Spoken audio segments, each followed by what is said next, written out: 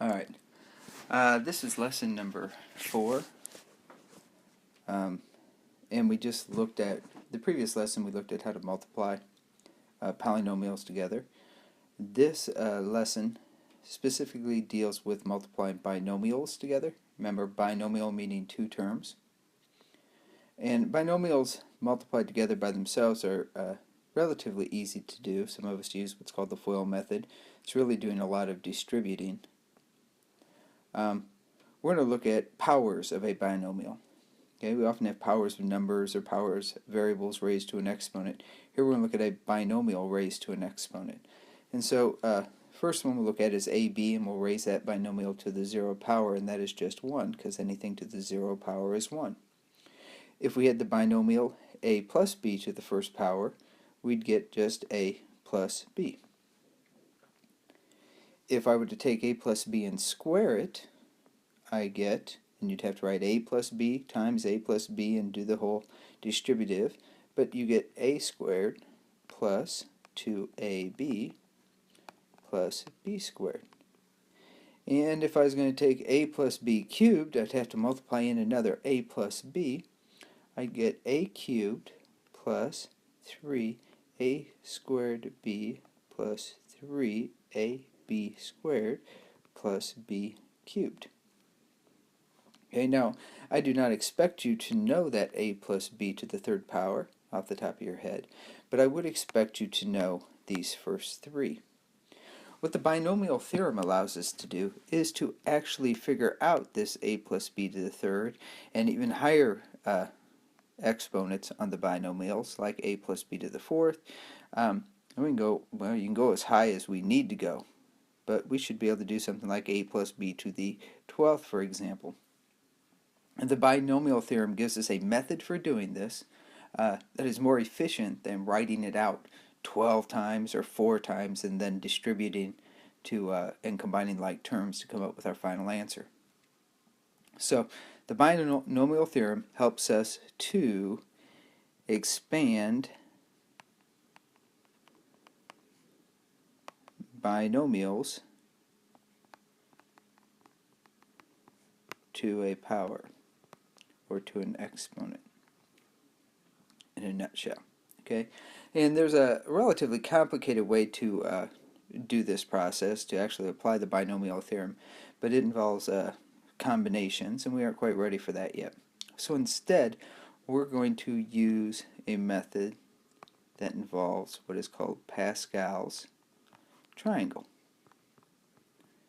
Now, if you're not familiar with Pascal's triangle, that's okay, because I'm going to show it to you right here. In fact, in these first 3 or 4, I guess, expansions, we actually have the Pascal's triangle, or Pascal's triangle, hidden in there. Pascal's triangle is just a list of numbers, and they look like these in red. Okay, I'm going to take those and throw them onto the next slide so you can see how this pattern is developed. But notice it goes 1, and there's a pair of 1s below it, but there you get this 1, then 2, then 1, and 1, 3, 3, 1. And the next line, each of these lines is based upon the line before, except for the first 2. So let's rebuild Pascal's triangle. Okay, Pascal's triangle, to build it, you start with 1, then you put a pair of 1s right below it, and you kind of offset those. And then your next line, on the outside of the triangle, comes a 1. Then what you do is you add these two, and then comes a 1. And that is the third line of Pascal's triangle. Let's build the next line. 1. We're going to use the 1 and the 2 to get the number in between, the 2 and the 1 to get the number in between, and the 1 on the outside. And then 1, using the 1 and 3 now, will give us a 4. 3 and 3 gives us 6, 4, and 1. 1, 5, 10, 10, 5, and 1. And 1, 6, 15, 20, 15, 6, and 1. And this triangle goes on forever. Well, so what? You can build this triangle that doesn't mean anything to me. Well, it does. If you look back at our expansions, these coefficients come from Pascal's triangle. In fact, I don't know what a plus b to the fourth is, but the coefficients are going to be 1, 4, 6, 4, and 1. Okay, so it helps me to expand a plus b to the fourth rather quickly. Now the second part is, that's great, I know these coefficients, but how do I know about the a and the b and what they do? Well, look what goes on here. Up here I had a plus b squared. Notice how it started a squared. This one was a plus b cubed. It started a cubed. This is a plus b to the fourth. I bet it's going to start with a to the fourth. Okay, and look what happens subsequently. In a plus b squared, it went a to the second, a to the first, no a's. A cubed, a plus b cubed went a cubed, a to the second, a to the first, no a's. So they just keep going down. So as I fill out a plus b to the fourth, starts with an a to the fourth, next will be an a cubed, then an a squared, then an a to the first, then no a's. Likewise, if you look at what the second variable did, b, the b started with no b's in the first term, then the next one had one b, then b squared, then b cubed, then b to the fourth. And then lastly, or not lastly, the next thing I want to point out is notice the degree of each of the terms. Every single term has a degree of 4. That's kind of an internal check as you're writing your exponents on your variables.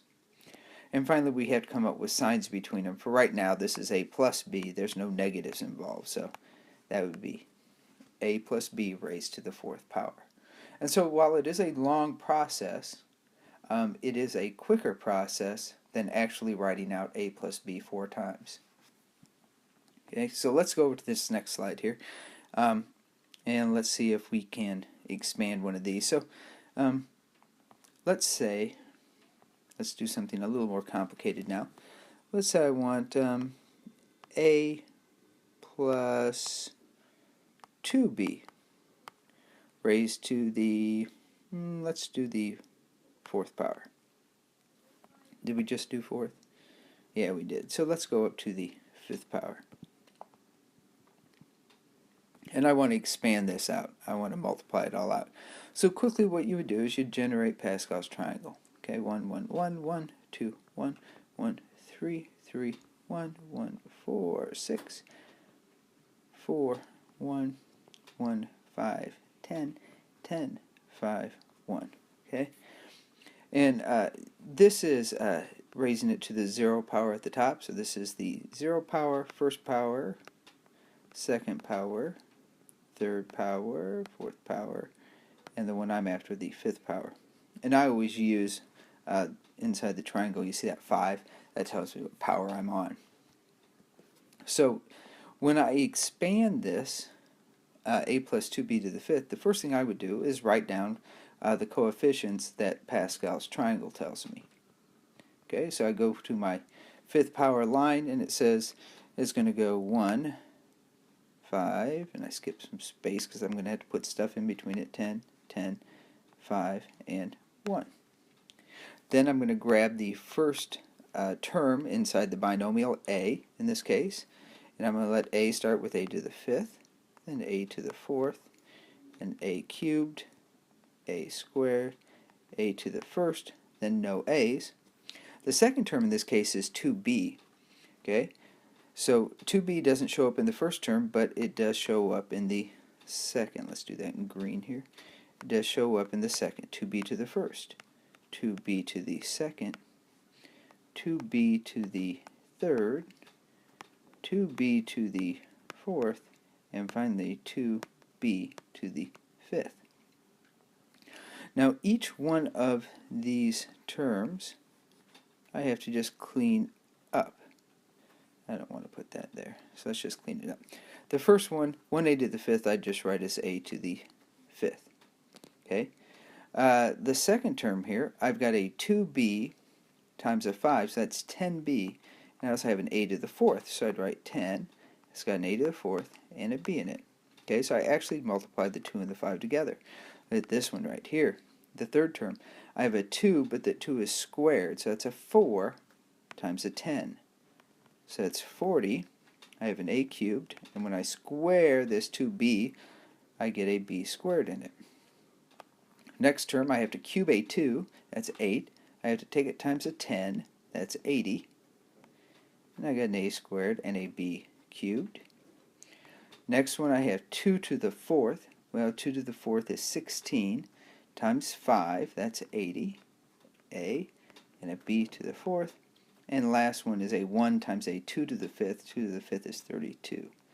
B to the 5th. And there is the expansion of a plus 2b to the 5th power. Let's do one more of these things. Let's make this the toughest one yet. Let's say I've got the polynomial 3x minus, let's put a 4 in there, and let's only raise it to the 3rd power. That way I can do the math in my head and I won't have to make any other special notes. So the first thing I'm going to do is grab Pascal's triangle. There's 0 power, 1st power, 2nd power, and my 3rd power. There's my coefficients. I write down my coefficients, 1, 3, 3, 1. I grab the a term, which is 3x, and I go 3x to the 3rd power, 3x to the 2nd power, 3x to the 1st power, and 3x to the 0 power, which means no 3x. I do the negative 4, my second term. Negative 4 does not show up in the first term, but then negative 4 appears, then negative 4 gets squared, and then negative 4 gets cubed. I'm going to slide, if I can grab it here, this last term over just a little bit to give me a little more spacing so you can see it in action there.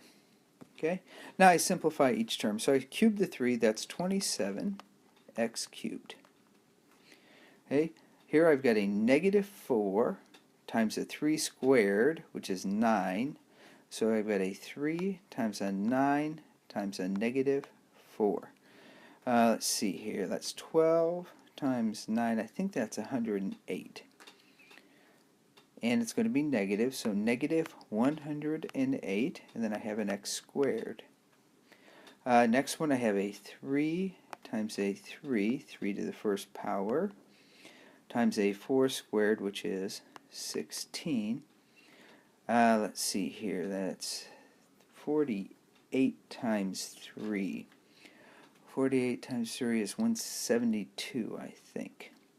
And this one's going to be positive. And it'll be x to the 1st power. And then finally I've got 4 cubed. 4 times 4 is 16, times 4 is 64. So minus 64. Now this minus and plus thing, there's a couple of things to note. First of all, here I've got a negative to the 1st power, so it's going to be a negative answer. Here I end up with a negative that's squared, so it becomes positive right there. And this last one I have a negative cubed. That's an odd number, so I have a negative there. Okay. Another way to look at it is if you have a negative sign in the middle there, it's going to alternate between pluses, minus, plus, minus. But regardless of how you think of it to get at your answer, there is your solution. Okay, and your homework is the binomial problems at the bottom. Otherwise, you can look up lesson 4 in Unit 3. So lesson 4, Unit 3. You'll see at the very bottom there you've got like 4 or 5 of these problems to do. You have to expand them. Again, use Pascal's triangle, get your coefficients. Your first term goes in descending order, cubed, squared, first, none. And your second term goes in ascending order, none, 1, 2, and 3. And you should be able to expand them.